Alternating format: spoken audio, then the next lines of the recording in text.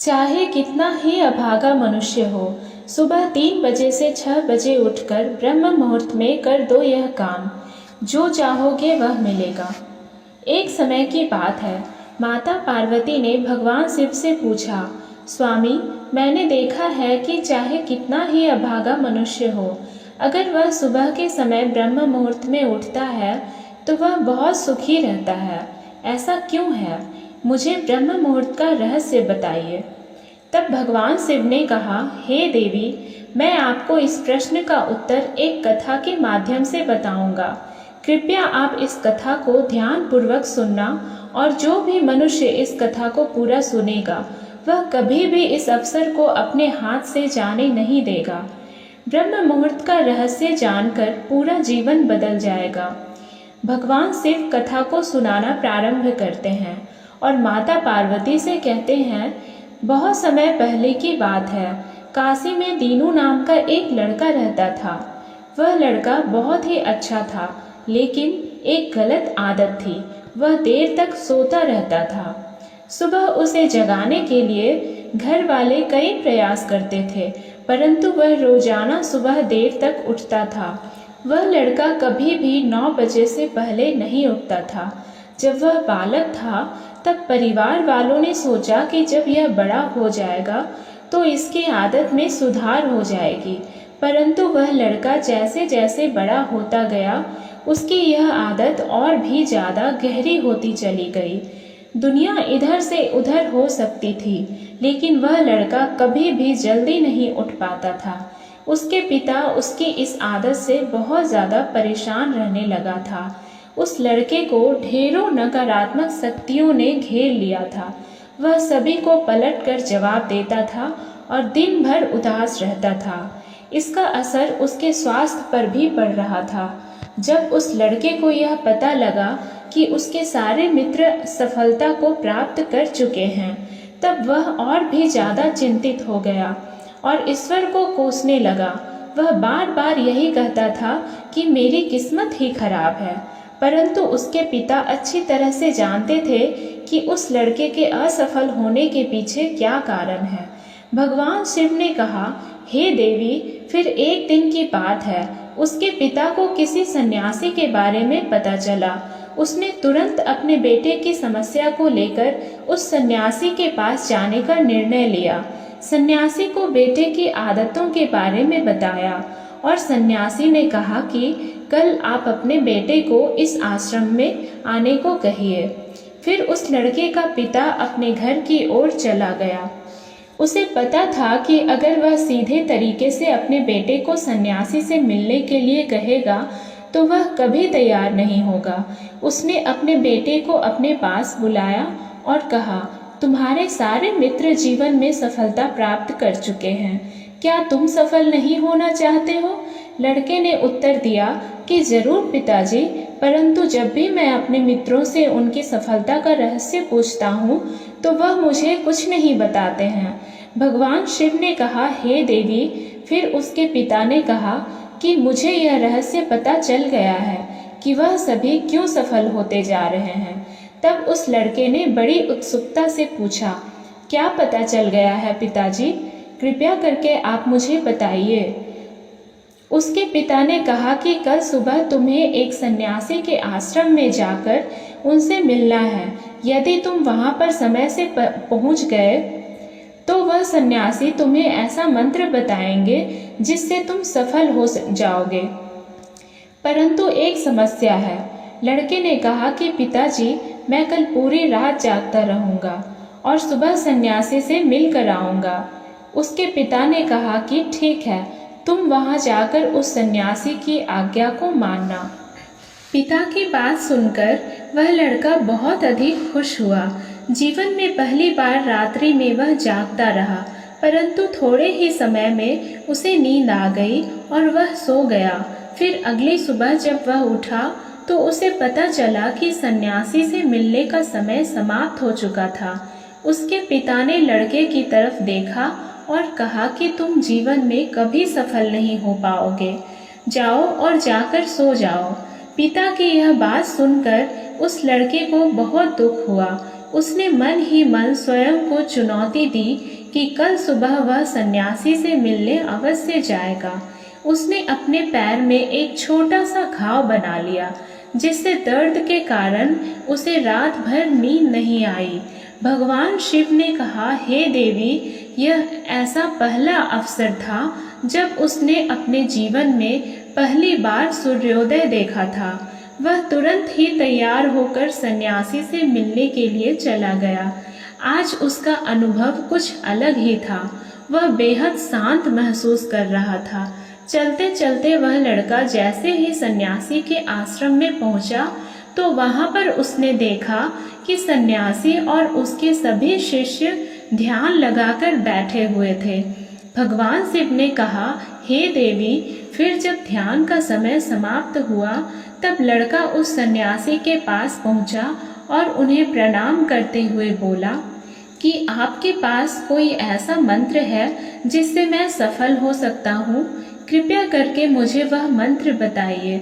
मैं भी अपने मित्रों के समान सफल होना चाहता हूँ और अच्छा जीवन जीना चाहता हूँ। भगवान शिव ने कहा, हे देवी। फिर सन्यासी मुस्कुराए और बोले, अच्छा, तो तुम वही बालक हो। तुम्हारे पिताजी मुझसे मिलने आए थे और उन्होंने तुम्हारे विषय में मुझे सब कुछ बता दिया था। मैं तुम्हें वह मंत्र अवश्य बता देता, परंतु अब लड़के ने जैसे ही परंतु शब्द सुना तो लड़का घबरा गया। उसने पूछा, परंतु क्या गुरुदेव? तब सन्यासी बोला, मैं तुम्हें वह मंत्र बताऊंगा, परंतु अगले 21 दिनों तक तुम्हें मेरी आज्ञा माननी होगी। मैं तुम्हें वह मंत्र 21 दिनों के बाद बताऊंगा। तब तक मैं तुमसे जो भी कार्य कहूँगा तुम्हें वह करना होगा।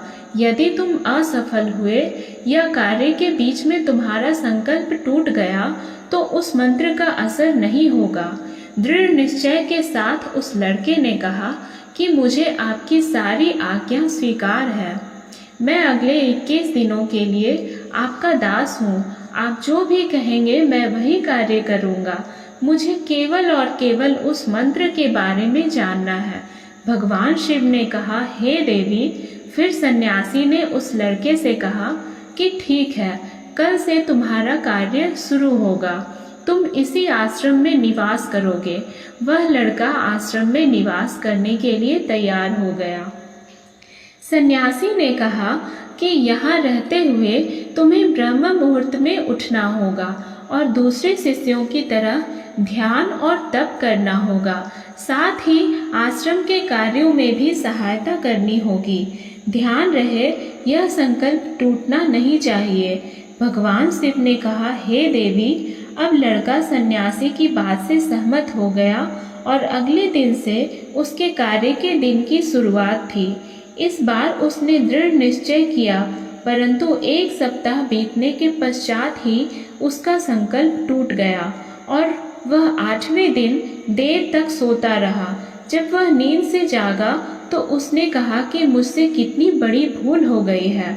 वह रोते हुए सन्यासी के पास पहुंचा और कहने लगा कि हे गुरुदेव, मेरा संकल्प टूट गया। अब मैं जीवन में कभी सफल नहीं हो पाऊंगा। सन्यासी ने उसे समझाते हुए कहा कि एक बार फिर से शुरुआत करो, फिर से संकल्प करो। फिर लड़के ने सन्यासी से पूछा कि सुबह उठना इतना आवश्यक क्यों होता है और यहाँ पर सभी लोग इतनी जल्दी क्यों उठ जाते हैं। भगवान शिव ने कहा, हे देवी। तब सन्यासी ने लड़के को समझाते हुए कहा कि सुबह यानी ब्रह्म मुहूर्त में उठने के पीछे बहुत बड़ा विज्ञान छुपा हुआ है। लड़के ने कहा कि कृपया मुझे वह विज्ञान बताने की कृपा करें। सन्यासी ने कहा कि रात्रि को 4 पहर में बांटा गया है। पहला रुद्र काल, जिसका समय शाम 6 बजे से लेकर 9 बजे तक होता है। दूसरा राक्षस काल, जिसका समय रात्रि 9 बजे से 12 बजे तक होता है। तीसरा गंधर्व काल, जिसका समय रात्रि 12 बजे से 3 तक होता है। और सबसे अंत में जो पहर आता है उसे मनोहर काल कहते हैं। इस समय को ब्रह्म मुहूर्त या अमृत बेला के नाम से भी जाना जाता है। इसका समय भोर 3 बजे से सुबह 6 बजे तक होता है। यह वह समय होता है जब पूरे संसार की नकारात्मक शक्तियाँ निष्क्रिय अवस्था में होती है और सकारात्मक शक्तियाँ सक्रिय होती है। ब्रह्म मुहूर्त अर्थात देव मुहूर्त। ब्रह्म मुहूर्त का अर्थ देवताओं का समय होता है। भगवान शिव ने कहा, हे देवी, वह सन्यासी आगे कहता है, इस समय देवता धरती पर विचरण कर रहे होते हैं और जागृत मनुष्य पर उनका बड़ा ही सकारात्मक प्रभाव पड़ता है।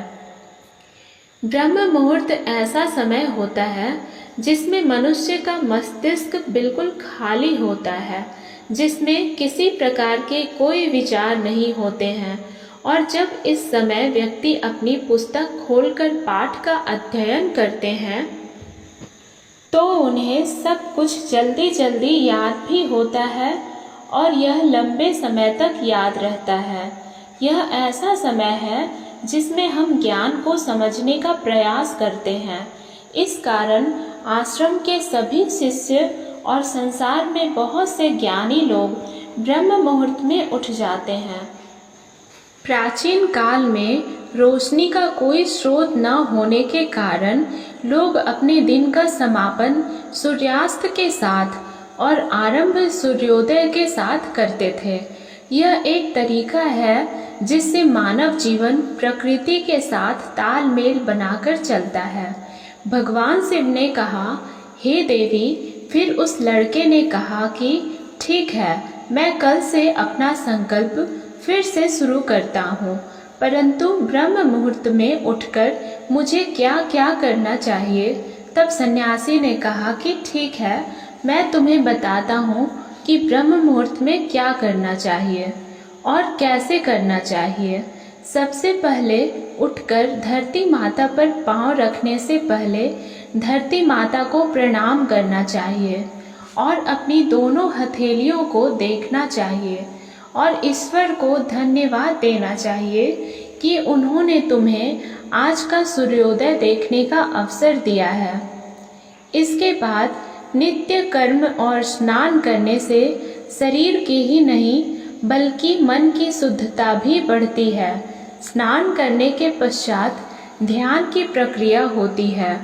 ब्रह्म मुहूर्त में ध्यान की अवधि 21 दिन तक होती है। इस विधि का उपयोग तब किया जाता है जब आप अपनी कोई मनोकामना की पूर्ति चाहते हैं। यह ऐसा समय होता है जब व्यक्ति अपने आज्ञा चक्र को सक्रिय करने पर काम करते हैं। भगवान शिव ने कहा, हे देवी। आगे वह सन्यासी कहता है, आज्ञा चक्र दोनों भौहों के बीच होता है। यह संकल्प का स्थान भी कहा जाता है। अगर इस चक्र पर ध्यान केंद्रित किया जाए और अपनी मनोकामना को बार बार दोहराया जाए तो मात्र 21 दिनों के भीतर वह मनोकामना पूरी हो जाती है। अगर आपके मन में कोई अधूरी मनोकामना है और आप उसे पूरी करना चाहते हैं, तब उसे सबसे पहले उस मनोकामना का स्पष्टीकरण कर लें। आपको क्या चाहिए यह निर्णय अवश्य कर लें। इसके बाद ध्यान की विधि को शुरू करें। ब्रह्म मुहूर्त में स्नान के बाद एक ऐसा स्थान चुनें जहां पर वायु का प्रवेश हो। ध्यान में शुद्ध प्राण वायु का होना आवश्यक होता है। ध्यान की मुद्रा में रीढ़ की हड्डी सीधी होनी चाहिए, साथ ही गर्दन भी सीधी होनी चाहिए। सुखासन की अवस्था में दोनों हाथों को घुटनों पर रखकर आंखें बंद करके बैठ जाएं। हाथों की मुट्ठी को बंद कर लें और 2-3 मिनट तक बिल्कुल शांत हो जाएं। जब आपका शरीर स्थिर हो जाए और श्वास भी शांत हो जाए, तब उसके बाद अपना सारा ध्यान आज्ञा चक्र पर लगाएं। इस दौरान लंबी गहरी सांस लें और सांस को रोक कर रखें। इस समय आप अपनी इच्छा को मन ही मन दोहराएं और अपने मन से इष्ट देव और देवी देवताओं और गुरुजनों का चिंतन करें। भगवान शिव ने कहा, हे देवी। उस सन्यासी ने कहा, जब सांस को रोकना कठिन हो जाए तब धीरे धीरे सांस को बाहर की ओर छोड़ो। सांस को नाक से भरें और मुख से बाहर छोड़ें। इस प्रक्रिया को 3 से 4 बार प्रतिदिन दोहराएं।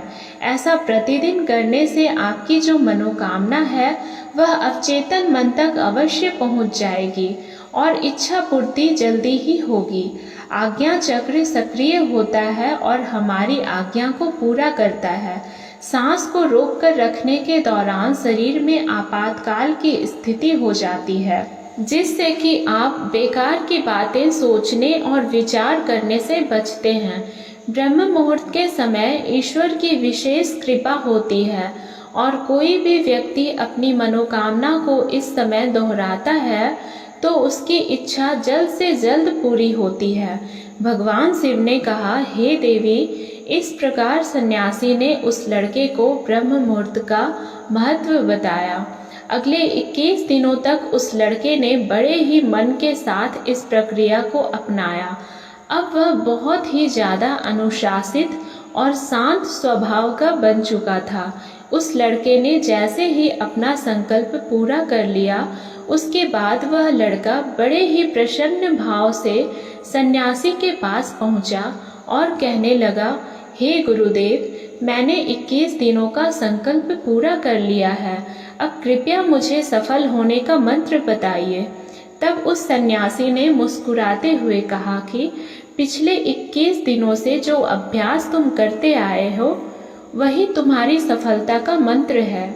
जो व्यक्ति ब्रह्म मुहूर्त में उठकर ध्यान प्रक्रिया को सही से करते हैं वह जीवन में कभी असफल नहीं हो सकते।